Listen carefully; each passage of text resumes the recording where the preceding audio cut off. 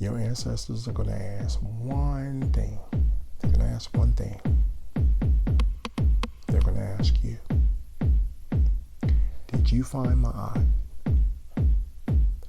Or did you let that omelet monster rule your life?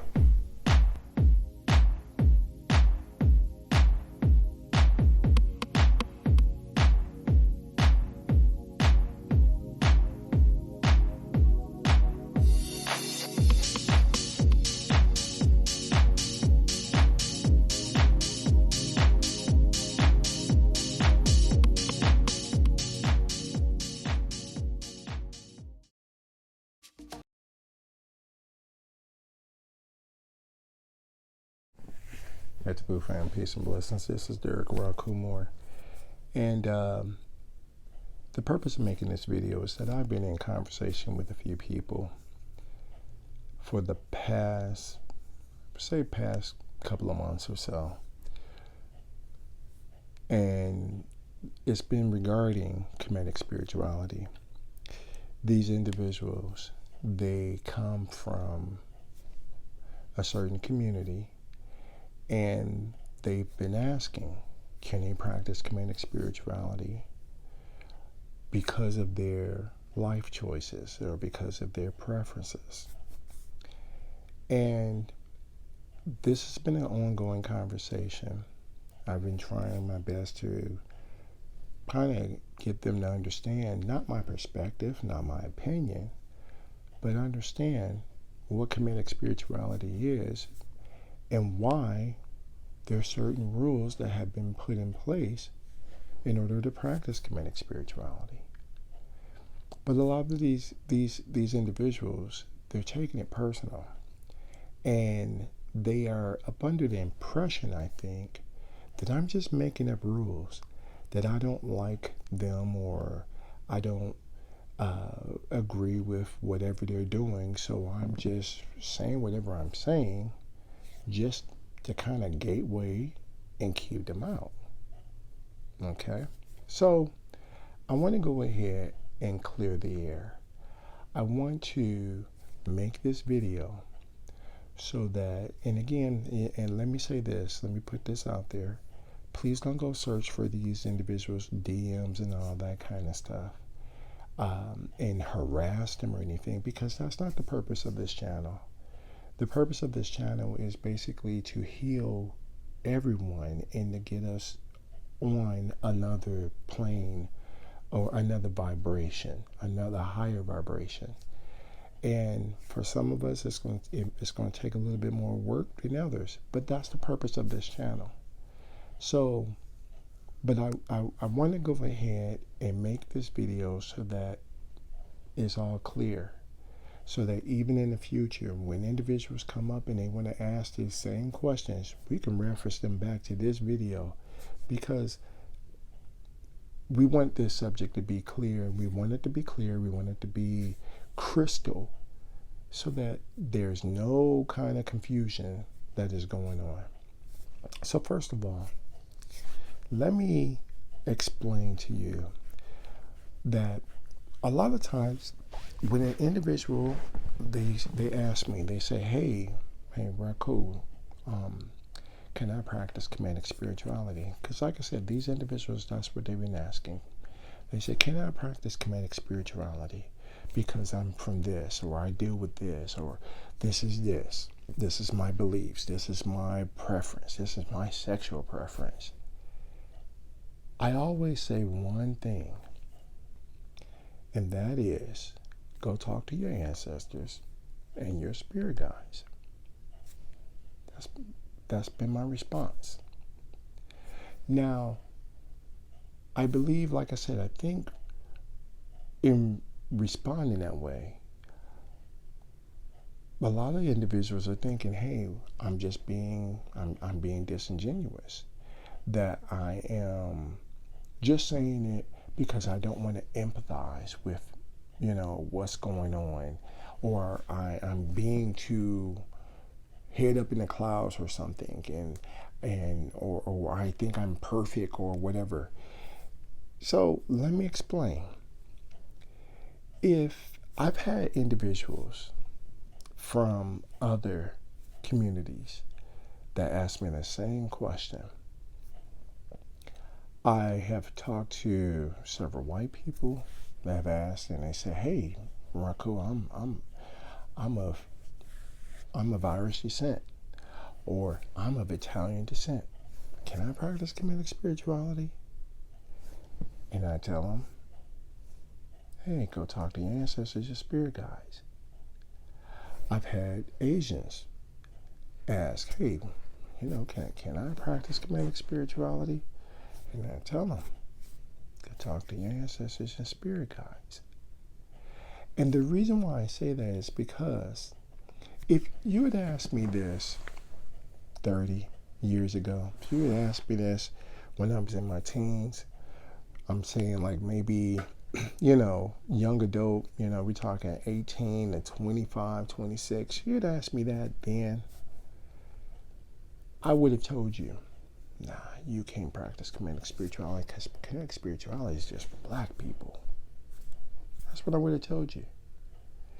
And I would have told you that basically because of my understanding of history, my understanding of my culture, my understanding that in this country specifically, everything that people of African descent, particularly African Americans or ADOS, have made has been taken away.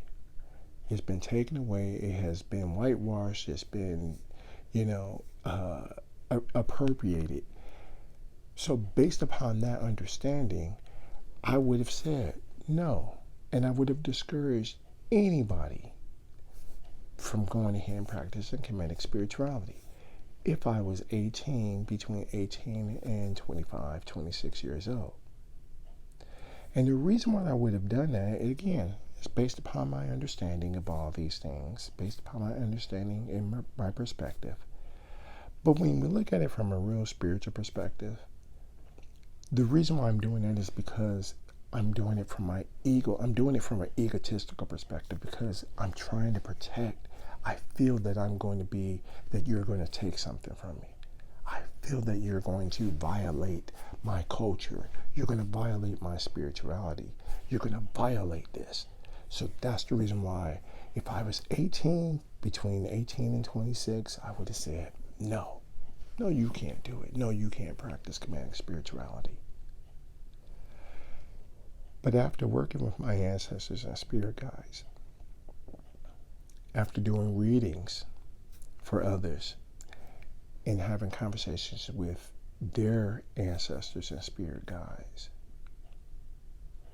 after doing or working with my ancestor altar and spirit guides, which has broadened my perspective, I understand now that the ancestors have a bird's eye view. Meaning that if a white man came and he asked me, like I said when I was younger, if he asked, hey, can I practice comedic spirituality? I would have looked at this white man and said, nah.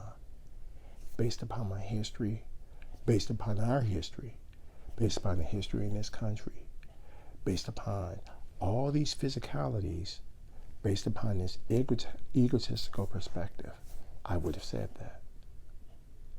But my ancestors, who hover above me, my ancestors who see everything and other things in regards to the past as well as the future, my ancestors who have a bird's eye view would have said, they could have seen that maybe, hey, this white guy, he got a little bit of African ancestry in him, as so many white people in this country have. And they could say, yeah, we'll let you go ahead and get in comedic spirituality so that you can go ahead and you can connect to that African ancestry and do some things for your community that's going to go ahead and benefit our community. That's one of the ways in which the ancestors could do things. The ancestors could also go ahead, maybe they see this white man and say, okay, hey, we'll let you practice comedic spirituality, but you're not going to stay. But there's something that you can learn from us. Once you go ahead and you learn this, you can take this back to your community and align yourself and align your tradition, your ancestral tradition, with the Kemetic spirituality, and everything is cool. They can see that. There's all different kind of scenarios that basically could play out that the ancestors and the spirit guides see, not me. Hence the reason why I say, go talk to your ancestors and spirit guides about this.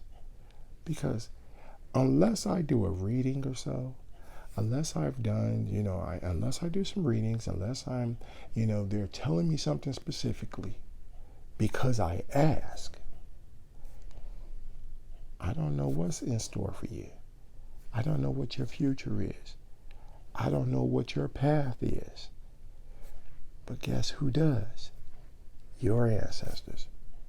And that's the reason why, whenever you say something, whenever you, hey, Raku, can I do this? That's the reason why I say, go ask your ancestors and your spirit guides so that they can tell you. They know why you're here. You might have forgot, but they know why you're here. And all they're doing is waiting for you to go talk to them. All right? So, understand. Please don't take it personal. Please don't think, like I said, I'm being disingenuous. Please don't take your frustration out on me because I tell you and I suggest to you, go talk to your ancestors and spirit guides about the problems you're having. Go talk to them about it. Let them clear that up for you. Okay? Now that that's been said,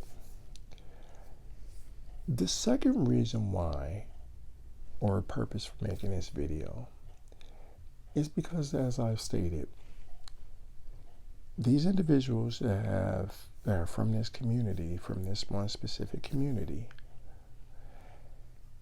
they have, after telling them, well, hey, go talk to your ancestors, go talk to your spirit guides or so, after telling them this, the next thing they go about doing is basically they want to tell me about how they're not perfect. They want to tell me about how I don't know about their experience and how I can't identify with their experience and how I must think I'm perfect, and as if, like I said, as if I'm gatekeeping or something, and I'm trying my best to keep them out for whatever reason. So that's the reason why I'm saying this. So they come with this whole barrage of, these comments, suggestions. Well, no, they're not. A lot of them are basically their attacks, okay? It's a lot of attacks. You're doing this and you're not doing this. And in the midst of them going ahead and saying all this, they always say this one thing. It's as if you can't respect us because of the way, this is the way we were born. Or you think that we can't change.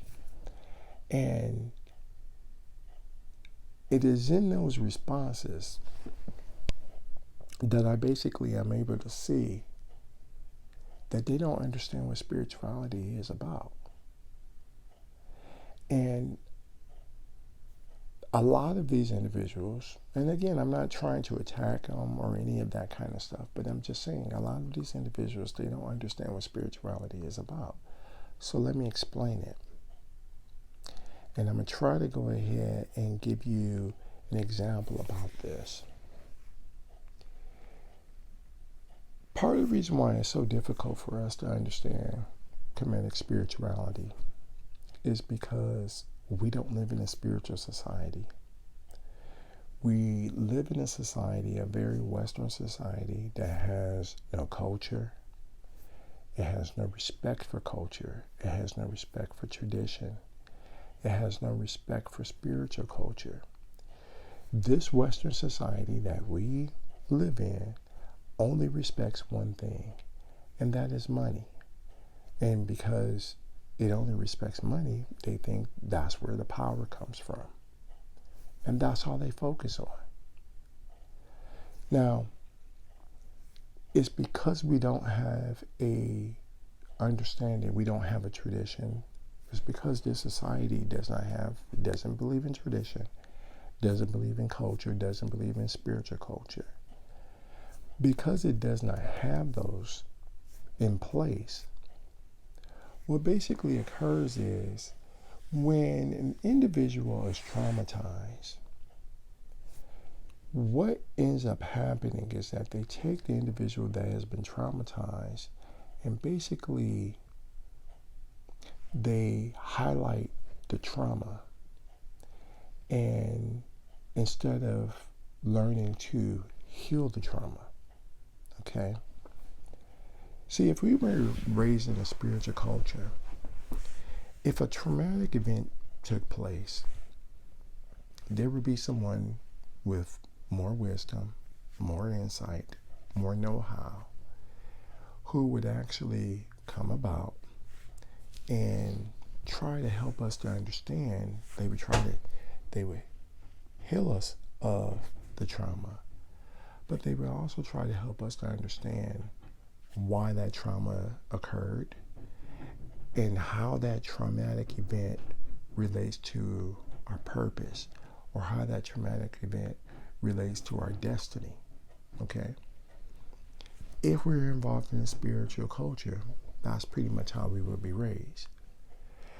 Because we do not we are not in a society that respects spiritual culture, what happens all too often is that when a traumatic event occurs, basically it's like, okay, if they're able to address it, it's for the most part, you patch it up, you put a Band-Aid on it, and you keep going. So that traumatic event ends up basically shaping that individual's life, shaping their perspective, and it gives them a half-truth about the reality that they live in. Okay? Now, that's clinical. So let me give you an example of what I mean by this. Let's say, for instance, if an individual was their child and they got bit by a dog. Now, if they did not have a spiritual culture, and when I say they don't have a spiritual culture, they didn't have anybody who basically comes up and basically explains to them why the dog, bit them and how to recover from that. Bad case scenario is that that individual, for the most part, grows up hating dogs. All dogs are bad. Okay? Never mind the fact that it wasn't it was a little dog or a big dog. Never mind any of that. All dogs are bad. This is bad case scenario. Worst case scenario, and this is extreme, that individual grows up, they hate dogs, they become a politician, and they want to say, hey, guess what? All dogs are evil, so let's eradicate them off the planet. Let's eradicate them out the country, or eradicate them out the community, the country, or wherever, because all dogs are bad because of my childhood traumatic experience. Okay? I'm using this as an example, and I'm not trying to make light of anybody's trauma. I'm just trying to give you an example of how things basically play out if we did not have a spiritual culture, or because we do not have a spiritual culture. Now, if we had a spiritual culture and that traumatic event took place, or if you had individuals who had more insight, who had more wisdom, who had more know-how, and that situation took place, they would be able to explain why that situation occurred. So, for instance, same scenario. let's say I'm a child and I went ahead, I'm, messing around or whatever, I got bit by this dog. Well, and this has happened, because I've had an uncle or somebody who went ahead and said, who had more wisdom, had more knowledge, had more insight, they would say, hey, and I'd come out, oh, the dog bit me, all dogs are bad. That individual who has more insight would say, no, that's not the case. The reason why that dog bit you is because it thought you was trying to attack it. It's an animal. That's one scenario that could have came out. Or it could say, hey, the reason why that dog bit you is because, hey, you was going ahead, you was hitting the fence with the sticks, with a stick. You irritated it. All right? You aggravated it. It was just acting in defense. It could be a whole lot of other ideas of why that dog basically snapped at me, why it bit me. But because of me having someone who has more insight, who has more wisdom about the whole situation and about dogs, they've changed my perspective. So instead of me saying all bad dogs are evil, because of them changing my perspective now, by giving me some insight, giving me some wisdom into that whole scenario, what ends up happening is that now I understand, oh, it's not all dogs are evil. It's the way in which I respond to certain things. It's the way in which I interacted with that dog. It's the way in which I engaged that dog. It's what I did that may have caused that dog to respond that way. All right? Now, I'm not saying that this is the case for all traumatic events or any of that, and that it is, and I'm definitely not saying that because of that every traumatic event is always our fault, okay? What I'm saying is, when you have a traumatic event, if you grew up in a spiritual culture, and you have someone in your life who's basically has the insight, who has spiritual wisdom and has, the know-how, they can help you understand the truth about that whole thing, the truth about that situation, the truth about that trauma, which will help you recover from it, but at the same time give you a broader, a different, a more holistic perspective so that you can accomplish the things that you're supposed to be accomplishing. But that's not the case. And many of us, we've come to this conclusion. And this is what spirituality does. Spirituality shows us that, hey, you got comedic spirituality specifically says, hey, you got a traumatic event that occurred in your life. And the reason why you keep having these same results, the reason why you keep having these same problems is because you're approaching things from a half viewpoint, okay? A half-sided perspective. You do not have a holistic perspective. You have part of the perspective. You have a partial view of everything. And this is the reason why you keep getting the results you're getting. So that's what comedic spirituality does. Comedic spirituality, it shows you keep having this situation because of this right here. So when you're having this situation, this situation is going on, this issue is going on, whatever the case may be, because of that situation or because of that issue, from a comedic perspective, you can change because it is a traumatic event that has occurred when most of the time when you're younger, it has occurred and it is becoming a habitual behavior. But you can always change it because you are a spiritual being. So it can be changed. Now, this whole idea of not being perfect, this whole idea of well, I can't do any of that. Anytime you start saying, I can't do something, I'm not perfect. I'm only human. You're talking from a humanistic perspective, from an egotistic perspective, and that's not spiritual. That's not what spirituality is about.